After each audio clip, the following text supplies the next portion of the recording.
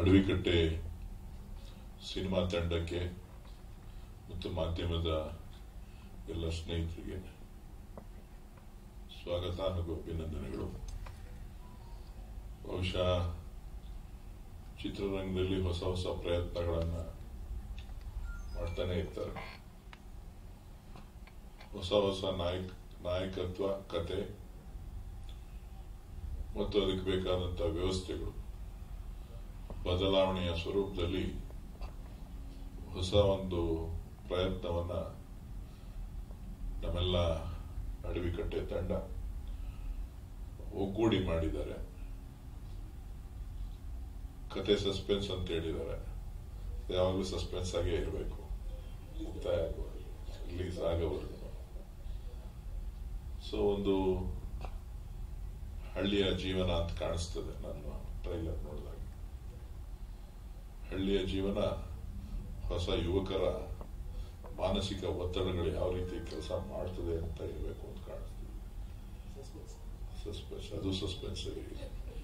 ಯುವಕರ ಭಾವನೆಗಳು ಯಾವ ರೀತಿ ಕಾಡು ಕಡೆ, ಅಡವಿ ಕಡೆ ಕರ್ಕೊಂಡು ಹೋಗ್ತದೆ, ಅಲ್ಲಿ ನಡೆಯುವಂತ ಘಟನೆಗಳು. ಸೊ ಇವೆಲ್ಲನೂ ಕೂಡ ಇವತ್ತಿನ ದಿನಕ್ಕೆ ಪ್ರಸ್ತುತವ ಆಧಾರದ ಮೇಲೆ ಇವತ್ತು ಈ ಒಂದು ಸಿನಿಮಾ ನಿರ್ಮಾಣ ಮಾಡಿದ್ದಾರೆ ಅಂತ ಹೇಳಿ ನಾನಾದ್ರೂ ಭಾವಿಸ್ತಾ ತಂಡಕ್ಕೆ ಯಶಸ್ಸನ್ನ ಕೋರ್ತೇನೆ. ತಾಯಮ್ಮ ಪ್ರೊಡಕ್ಷನ್, ತಾಯಿ ಹೆಸರಿನಲ್ಲಿ ಇವತ್ತು ಈ ಒಂದು ಚಿತ್ರ ನಿರ್ಮಾಣ ಆಗ್ತಾ ಇದೆ.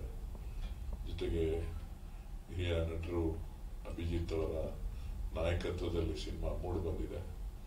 ಹೊಸ ನಾಯಕರು ನಮ್ಮೂರಿನವರು ಮುಳ್ಳಳ್ಳಿ ನಾಗರಾಜ್ ಇವತ್ತು ಹೊಸ ಪ್ರಯತ್ನವನ್ನು ಮಾಡಿದ್ದಾರೆ. ಅವರ ತಂಡಕ್ಕೆ ಸಂಪೂರ್ಣ ಯಶಸ್ಸಾಗಲಿ. ಯಾವುದೂ ಅಸಾಧ್ಯವಾದದ್ದಿಲ್ಲ. ಹೊಸ ಹೊಸ ಸಿನಿಮಾಗಳು ಹೊಸದಾಗಿ ಬಂದಾಗ ಪ್ರಯತ್ನಗಳು ಯಶಸ್ಸು ಆಗ್ತದೆ. ಖಂಡಿತ ಈ ಒಂದು ಸಿನಿಮಾ ಕೂಡ ಈ ಒಂದು ಯಶಸ್ಸನ್ನ ಕೊಡ್ತದೆ. ಅದಕ್ಕೆ ತಾವೆಲ್ಲರೂ ಕೂಡ ಕರ್ನಾಟಕದ ಕನ್ನಡಿಗರ ಚಿತ್ರಗಳನ್ನ ಪ್ರೋತ್ಸಾಹಿಸಬೇಕಾಗ್ತದೆ. ಹೊಸ ಭಾವನೆಗಳನ್ನ ಅರ್ಥ ಮಾಡ್ಕೋಬೇಕಾಗ್ತದೆ. ಎಲ್ಲೋ ಒಂದು ಕಡೆ ಕನ್ನಡ ಉಳಿಬೇಕು, ಕರ್ನಾಟಕ ಉಳಿಬೇಕು, ಕನ್ನಡ ಚಿತ್ರರಂಗ ಉಳಿಬೇಕು.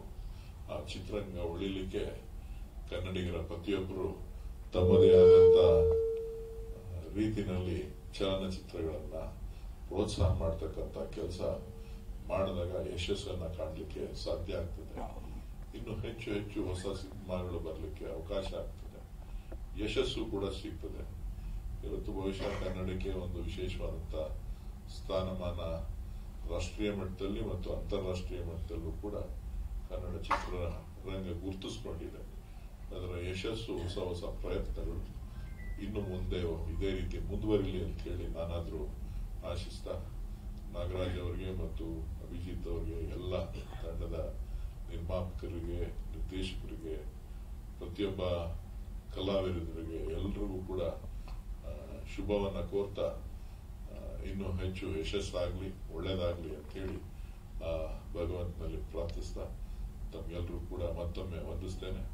ಮಾಧ್ಯಮದವರು ಕೂಡ ತಾವು ಕೂಡ ಹೆಚ್ಚೆಚ್ಚು ಪ್ರಚಾರ ಮಾಡಿ ಕನ್ನಡ ಚಿತ್ರರಂಗಗಳು ಯಶಸ್ವಿಯಾಗಲಿ ಅಂತ ಹೇಳಿ ತಾವು ಕೂಡ ಅದಕ್ಕೆ ಬೆಂಬಲವಾಗಿ ನಿಲ್ತೀರಿ ಅಂತ ಹೇಳಿ ನಾನಾದ್ರೂ ಭಾವಿಸಿ ನನಗೂ ಕೂಡ ಅವಕಾಶ ಮಾಡಿಕೊಟ್ಟು ಬರಲೇಬೇಕು ಅಂತ ಹೇಳಿ ನಮ್ಮ ಹುಡುಗರೆಲ್ಲ ಕೇಳಿದ್ರು. ಆಯ್ತು ಬರ್ತೀನಿ ಅಂತ ಹೇಳಿದೆ. ನಾನು ಇನ್ನೊಂದು ಅರ್ಧ 1 ಅವರ್ ಜಲ್ದಿನೇ ಬರಬೇಕಾಗಿತ್ತು. ಮಳೆ, ಟ್ರಾಫಿಕ್. ಡಿ.ಕೆ. ಶಿವಕುಮಾರ್ ಅವರು ಕೂಡ ನಾನು ಡೆಲ್ಲಿಯಿಂದ ಫೋನ್ ಮಾಡಿದ್ರು, ನೀನಾದ್ರೂ ಹೋಗು, ಮಿಸ್ ಮಾಡಬೇಡ ಅಂತೇಳಿ. ಕಾರಣ ಏನು ಅಂತ ಹೇಳಿದ್ರೆ ಅವರೇ ಕೊಟ್ಟಿದ್ದಂತ ಸಮಯ. ಅವರು ಡೆಲ್ಲಿಯಿಂದ ಬರಬೇಕಾಯ್ತು. 1:30 ಫ್ಲೈಟ್ಗೆ ಬರ್ತೀನಿ ಅಂತ ಹೇಳಿ 1:30ಗೆ ಬುಕ್ ಆಗಿತ್ತು. ಫ್ಲೈಟ್ ಡಿಲೇ ಆಗಿದೆ. ಸೊ 7:30ಗೆ ಲ್ಯಾಂಡಿಂಗ್ ಅಂತ ಕಾಣಿಸುತ್ತೆ. ಸೊ ಹಾಗಾಗಿ ತಡ ಆಗಿದೆ. ಅವರ ಶುಭಕಾಮನೆಗಳನ್ನು ಕೂಡ ಈ ಸಿನಿಮಾಕ್ಕೆ, ಕನ್ನಡ ಚಿತ್ರರಂಗಕ್ಕೆ ಮತ್ತು ಹೊಸ ಪ್ರಯತ್ನ ಮಾಡತಕ್ಕಂಥ ನಾಗರಾಜ್ ಮತ್ತು ಅಭಿಜಿತ್ ಅವರೆಲ್ಲ ತಂಡಕ್ಕೆ ಇದೆ ಅಂತಕ್ಕಂಥ ಮಾತನ್ನ ಹೇಳ್ತಾ ತಮ್ಮೆಲ್ಲರಿಗೂ ವಂದಿಸಿ ಶುಭ ಹಾರೈಸ್ತೇನೆ. ಧನ್ಯವಾದಗಳು. ಒಂದೇ ಒಂದು ವಿಷಯ, ನಿಮ್ಮ ರಾಜಕೀಯ ವ್ಯವಸ್ಥೆ ಇಷ್ಟೇ ನೀವು ಬಿಸಿ ಇದ್ರು, ನೀವಾಗ್ಲಿ ಶಿವಕುಮಾರ್ ಸಾಹೇಬ್ ಆಗಲಿ ಸಿನಿಮಾದ ಕಾರ್ಯಕ್ರಮ ಯಾವುದೇ ಆಗಲಿ ನೀವು ಸಪೋರ್ಟ್ ಮಾಡ್ತಾನೆ ಬಂದಿದ್ರಿ sir. So sweet of you. Thank you sir. ನಿಮ್ಗೆ ಮತ್ತೆ ಒಂದ್ ಸೆಕೆಂಡ್ ಥ್ಯಾಂಕ್ಸ್. ಸ್ವಲ್ಪ ಮಾಧ್ಯಮದವರಿಗೆ ಸ್ವಲ್ಪ ತಡ ಆಯ್ತು, ಸ್ವಲ್ಪ ಕಾಯಿಸಿದ್ವಿ. ದಯವಿಟ್ಟು ತಂಡದ ಪರವಾಗಿ ನಾನು ನಿಮ್ಮಲ್ಲಿ ಕ್ಷಮೆ ಕೇಳ್ತೀನಿ. ಮೊದಲು ಕೇಳಬೇಕಿತ್ತು. I am extremely sorry. ಜೊತೆಗೆ ನೀವೆಲ್ಲ ಸಪೋರ್ಟ್ ಮಾಡಿದಿರಿ. ಪ್ರೀತಿ ವಿಶ್ವಾಸ ಹೀಗೆ ಎಲ್ಲರ ಮೇಲೆ ಇರಲಿ ಅಂತ ಮತ್ತೊಮ್ಮೆ ನಾನು ಬಯಸ್ತೀನಿ.